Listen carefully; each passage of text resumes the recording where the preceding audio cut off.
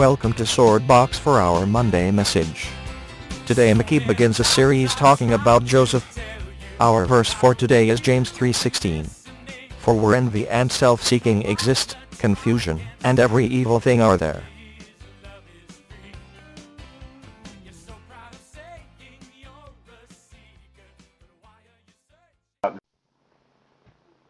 We're going to begin talking about the story of Joseph. The last 10 or so chapters of the book of Genesis tell this young man's story. He was the 11th son of Jacob.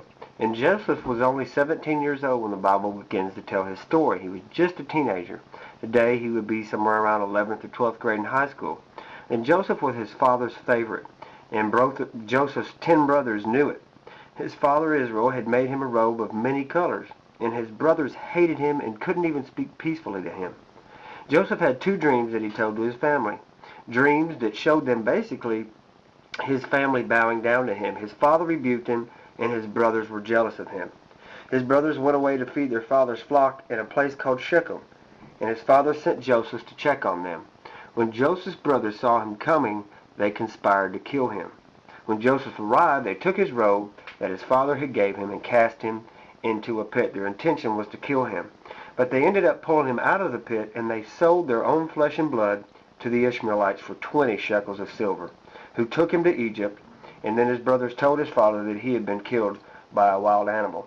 And try to put yourself in Joseph's place. His own brothers were jealous of him. They hated him. They couldn't speak nice to him. They plotted to kill him. They stole his robe, threw him in a pit, and then sold him for 20 shekels of silver. How would you feel? How would you react? Joseph was just a kid. You know, his brothers were jealous of him, and James 3:16 says, where envy and self-seeking exist, confusion and every evil thing are there. We may look at jealousy as a small thing, but God's word says that when it's present, every evil thing is there. Their jealousy led to hate, which led to a plot of murder.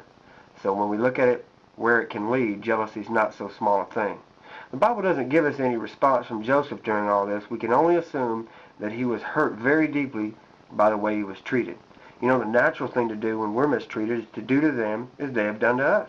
It's also the wrong way. Jesus said to do unto others as we would have them do unto us, not as they do to us.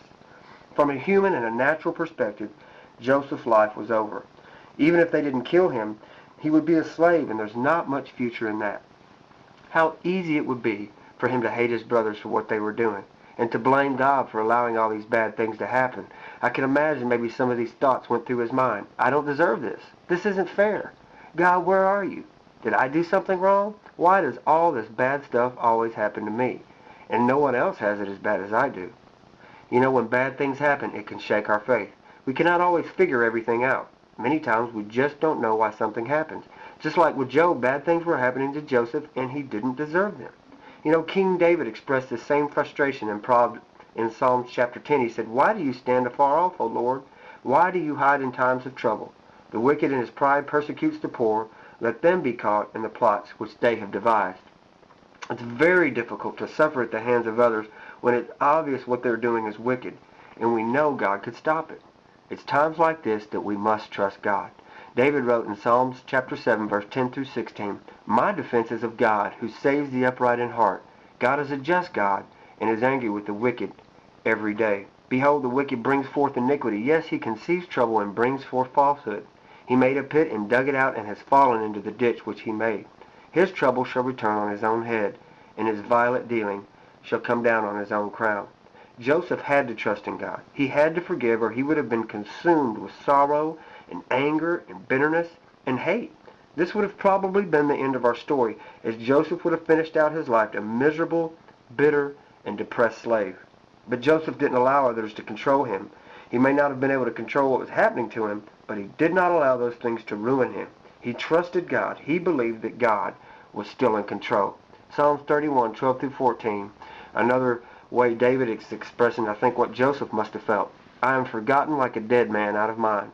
I am like a broken vessel, for I hear the slander of many. Fear is on every side. While they take counsel together against me, they scheme to take away my life. But as for me, I will trust in you, O Lord. You know, we tend to look at people in the Bible with a disconnect. They're in a foreign land long ago in a different culture. But pain is pain. Being hated by those who should love us the most would tear anyone apart. Having your world turned upside down and losing your freedom could crush anyone. This story is real, the people are real, and Joseph's pain is real. But most importantly, we need to see that Joseph's God is real. And I hope you will continue to stick with us as we go through this awesome story of Joseph.